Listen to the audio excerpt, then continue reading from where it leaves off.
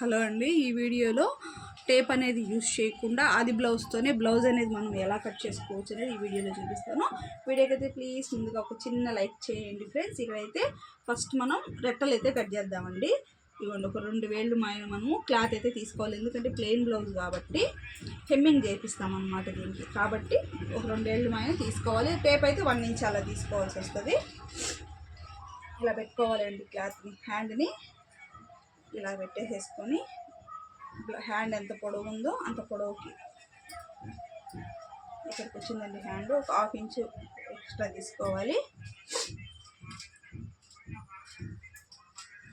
కింద కొంచెం అతుకుపడేలాగా ఉంది కాబట్టి కొంచెం క్లాత్ని ఈ విధంగా తీసేసుకున్నామంటే ఒక పక్క అతికేసుకుంటే హ్యాండ్కి అయితే సరిపోతుంది అనమాట. ఎక్కువ వేసుకోవాల్సిన అవసరం ఉండదు. అప్పుడు ఇలా పెట్టుకోవాలి. ఇలా పెట్టేసుకొని రెట్టల పొడవు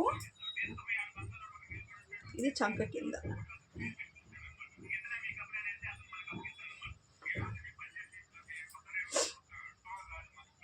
ఇలాగ ఒక లైన్ గీసేసుకొని ఒక 3 వేలు దాకా ఇలా పెట్టుకొని ఈ విధంగా కట్ చేసుకున్నామంటే హ్యాండ్ అనేది మనకి పర్ఫెక్ట్గా వచ్చేస్తుంది అనమాట. చాలా బాగుంటుంది. ఇక్కడ కొంచెం అతికేసుకున్నామంటే సరిపోతుంది. నేను ఇది కట్ చేసి చూపిస్తాను, చూడండి.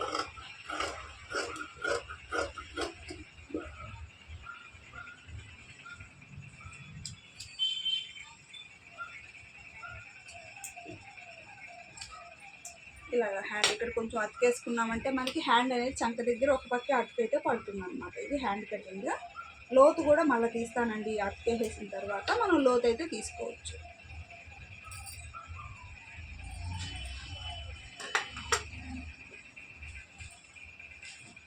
ఇప్పుడు బ్లౌజ్ యొక్క బ్యాక్ పార్ట్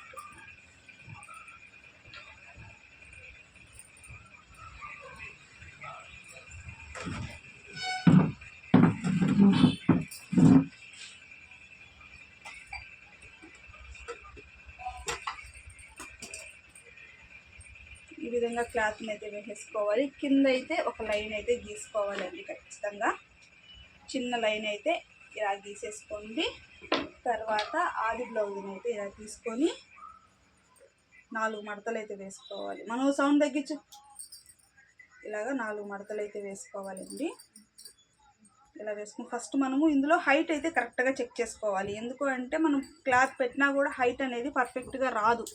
మనం హైట్ అనేది కరెక్ట్గా ఒకసారి చెక్ చేసుకున్నాము అంటే ఇలాగా ఇక్కడికి కొంచెం పైకి అనమాట. దీన్ని ఒక బాక్స్ లాగా అయితే ఇలా కొట్టేసుకోవాలి.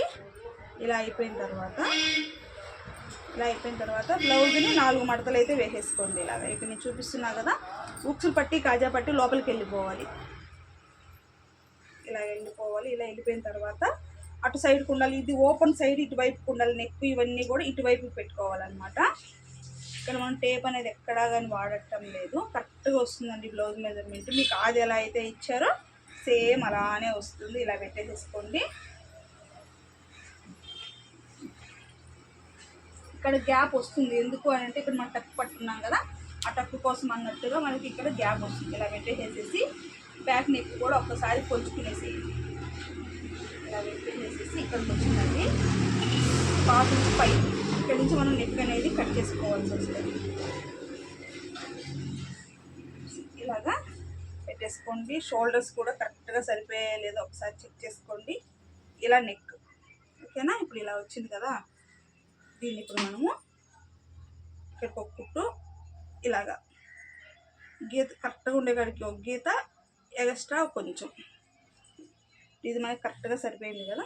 ఇక్కడ కుట్టుండే కాడికి కొంచెం పైకి ఇలా గీసుకోవాలి. ఒక 2 ఇంచులు ఇలా తీసుకోవాలి. ఇంతే. మన బ్యాక్ పార్ట్లో తీసుకోవాల్సిన కొలతలు అయితే ఇవే అన్నమాట. నెక్ కూడా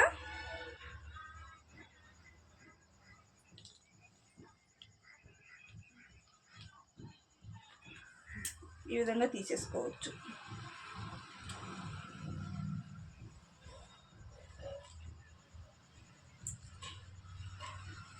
ఈ విధంగా నెక్ అయితే తీసేసుకోవచ్చు. కరెక్ట్గా వస్తుంది. ఇప్పుడు ఇది కూడా ఇలా పెట్టేసుకొని ఇలా గీసుకోండి. దీన్ని కూడా ఇలా గీసుకొని ఇక్కడి నుంచి ఇలా కలిపేసుకున్నారంటే చంక రౌండ్ కూడా సరిపోద్ది. మీకు ఇప్పుడు చంక రౌండ్ సరిపోయిందా లేదా అని కూడా డౌట్ ఉంటా కూడా చూసుకోండి. ఇలా పెట్టేసేసి ఇక్కడి నుంచి ఇక్కడికి చూసారా కరెక్ట్గా వచ్చేసింది అనమాట. బ్లౌజ్ కుట్టినా కూడా పర్ఫెక్ట్గా ఉంటుంది. ఇది మనకి బ్యాక్ నెక్. దీన్ని అయితే మనం ఇప్పుడు కట్ చేసుకోవచ్చు.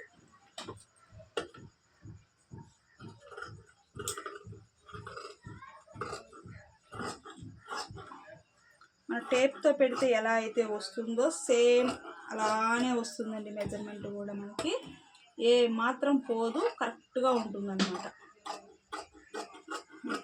ఈ విధంగా ఇలా కట్ చేసుకున్నారంటే బ్యాక్ పార్ట్ అనేది కరెక్ట్గా వచ్చేస్తుంది. ఇప్పుడు ఫ్రంట్ పార్ట్ స్ట్రైట్ ఏనండి, క్రాస్ కటింగ్ కాదు, వీళ్ళకి స్ట్రైట్ కటింగ్ అన్నమాట.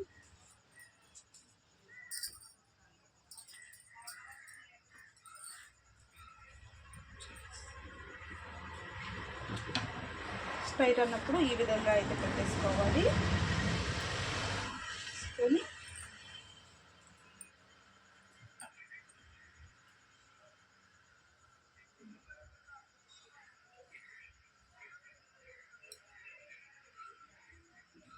ఇలా పెట్టేసి ముందర మెడ అయితే ఒక్కసారి ఇలా చూసుకోవాలి కరెక్ట్గా. ఇక్కడికి వచ్చింది 1/2 ఇంచ్ పైకి. ఇక్కడి నుంచి 4వ కాజాకి ఒక మార్కింగ్ వస్తుంది అన్నమాట. తర్వాత చెస్ట్ పొడవు చూసుకోవాలి.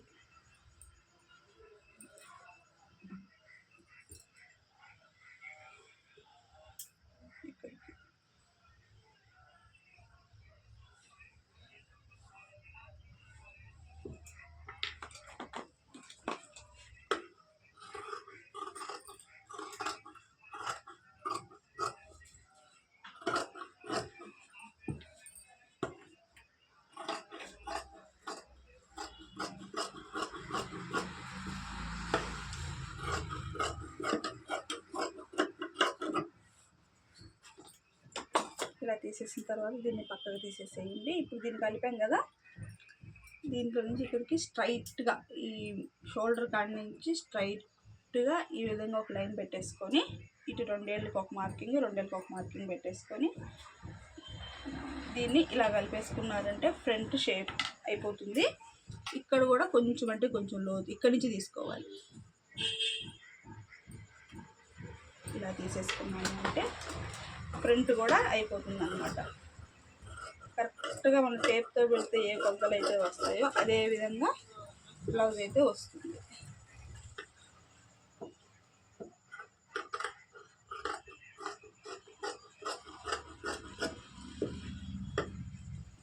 పెట్టుకోండి.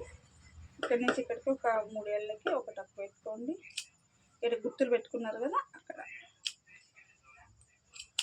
ఇంతే. ఫ్రంట్ పార్ట్ ఈ విధంగా అయితే కట్ చేసుకోవచ్చు.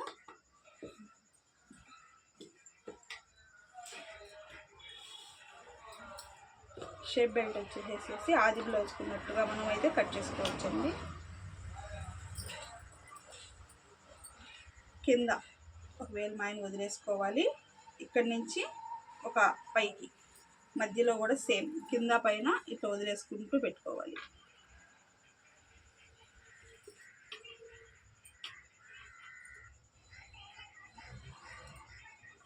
ఈ విధంగా కట్ చేసుకున్నామంటే షేప్ బెల్ట్ కూడా ఆది బ్లౌజ్తోనే ఈజీగా తీసేసుకోవచ్చు.